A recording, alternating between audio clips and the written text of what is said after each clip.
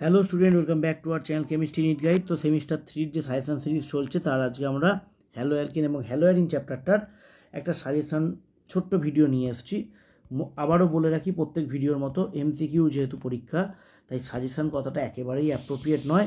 Suggestion হতেই পারে না এমসিকিউ এর ক্ষেত্রে, তাই হুবহু কোশ্চেন কমন তো হবে না। তবে যে জিনিসগুলো আমি বলছি শুরু থেকে শেষ পর্যন্ত শুনবে, ছোট্ট ভিডিও হবে। আশা করি এইটা শোনার পর তুমি যদি চ্যাপ্টারটাকে এইভাবে পড়ো তাহলে তুমি এমসিকিউ করতে পারবে। দেখো, প্রথমেই এই চ্যাপ্টারটা থেকে এটা থাকছে হ্যালো অ্যালকেন এবং হ্যালো অ্যারিন চ্যাপ্টারটা। এখান থেকে শুরুতেই আমি কিছু নেম রিয়াকশান দিয়েছি।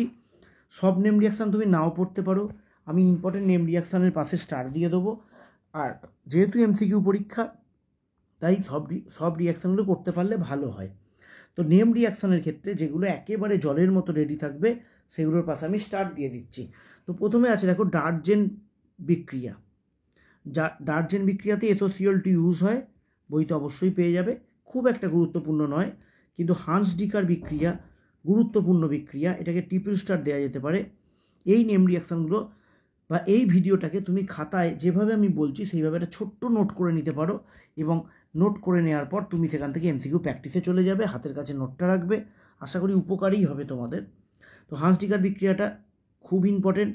বারমান সিমোনিনি বিক্রিয়া, স্পেলিংটা একটু চেক করে নিতে হবে। বারমান সিমোনিনি বিক্রিয়া হান্স ডিকারের মতো, কিন্তু হান্স ডিকারের মতো রিয়েজেন্ট ওই টাইপের হলেও এর প্রোডাক্টটা আলাদা হয়, যার কারণে এটা স্টুডেন্ট অনেক সময় ভুল করে ফেলে।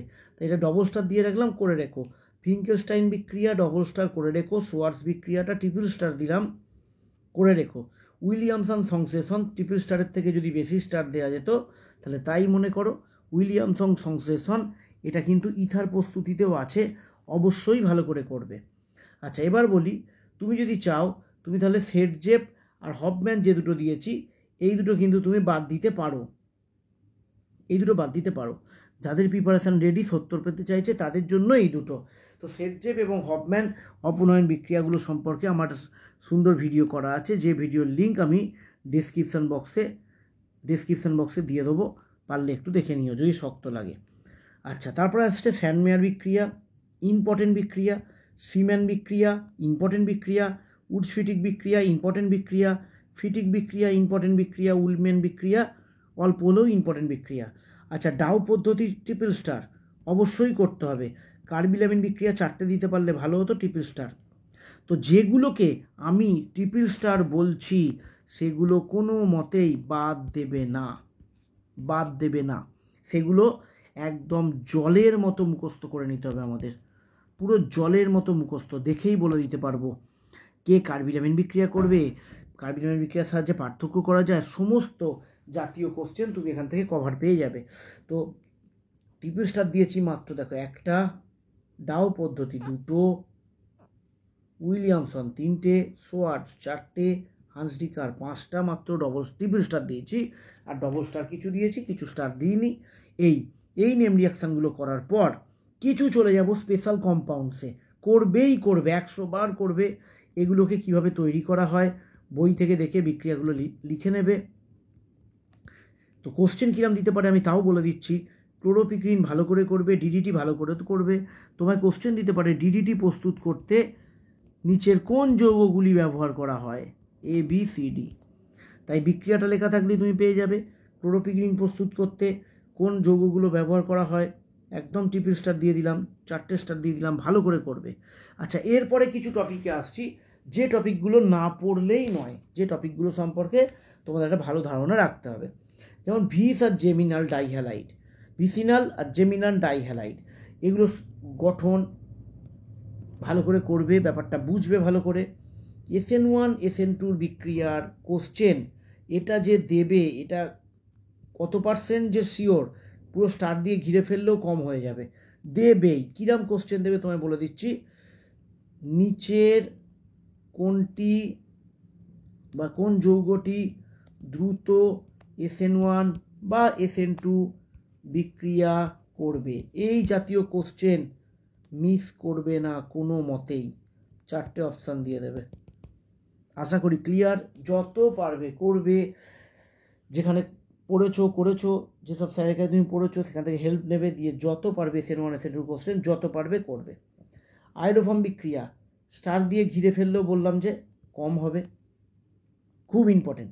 কিরাম কোশ্চেন দেবে দেখো, ছোট্ট করে একটু বলি।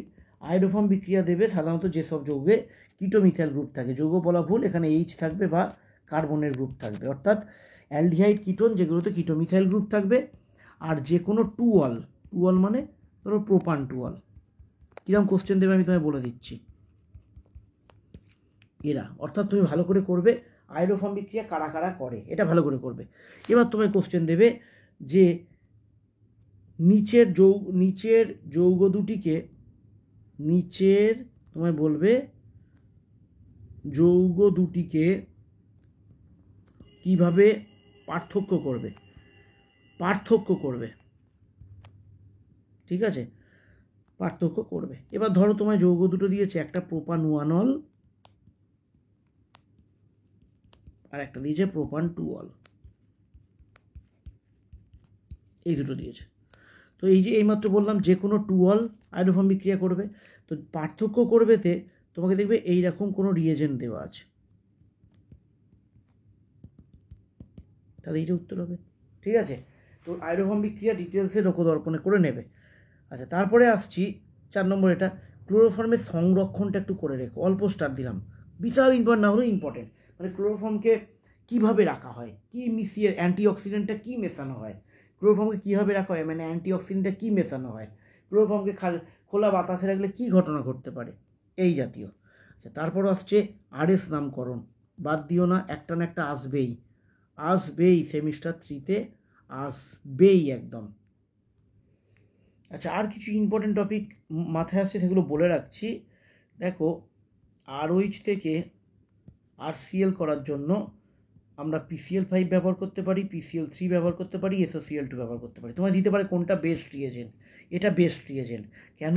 কারণ এই রিয়েজেন্টটা ব্যবহার করলে আমার দুটো যে বাই প্রোডাক্ট তৈরি হবে দুটোই গ্যাস ফর্মে থাকে।